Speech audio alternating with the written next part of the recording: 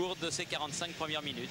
Et il ne fallait pas arriver en retard devant son écran, il ne fallait pas arriver en retard non plus au stade, car dès la deuxième minute, un débordement de Christophe Coquard. Gérald Baticle surgit au premier poteau et la JOCR mène donc 1-0 grâce à l'ancien attaquant et avant-centre d'Amiens, Gérald Baticle. Un petit coup d'œil en retrait de Christophe Coquard. Et Gérald Baticle qui, du plat du pied, ouvre donc le score et permet à la JOCR d'entrevoir une qualification facile. D'autant que par la suite, Vassil Vassiliev, le gardien de but de Plovdiv, va avoir des sueurs froides. D'abord sur cette frappe de Pascal Vahirua qui heurte le haut de la transversale, puis cette tête de Daniel Dutuel qui piquait, échoue au ras du poteau mais à l'extérieur. 1-0 toujours jusqu'à ce que Corentin Martins récupère ce ballon. Le ballon va rebondir une fois, deux fois. Avant qu'il rebondisse, Coquard frappe mais petit filet. Le ballon a été dévié. On va donc tirer le corner. Et sur le corner, Coquard prolonge ce ballon de la tête.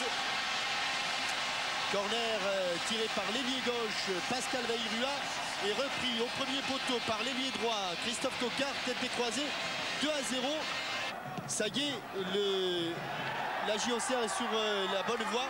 D'autant que Pascal Vahirua prend encore une fois le dessus. Et là, le plus beau but pour l'instant de cette rencontre, avec cette volée de William Punier. Volée qui permet donc aux Auxerrois de mener 3-0. Atanas Dramov est inquiet, il a de quoi. Pourtant, ces joueurs vont réagir. Vidolov a un contre favorable. En retrait pour son capitaine Sadakov. Les Bulgares sauvent l'honneur pour l'instant, 3-1.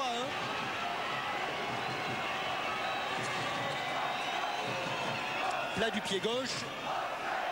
Et après ce relâchement, eh bien, les Auxerrois vont reprendre leur supériorité.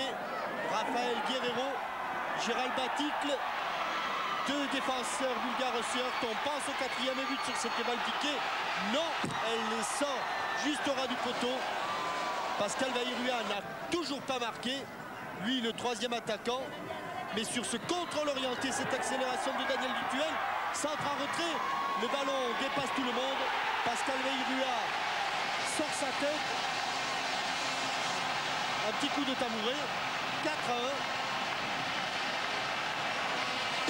Ce sera, et c'est donc le score au repos, malgré cette bonne réaction des Bulgares et cette frappe de Dimitrov claquée en corner par Martini.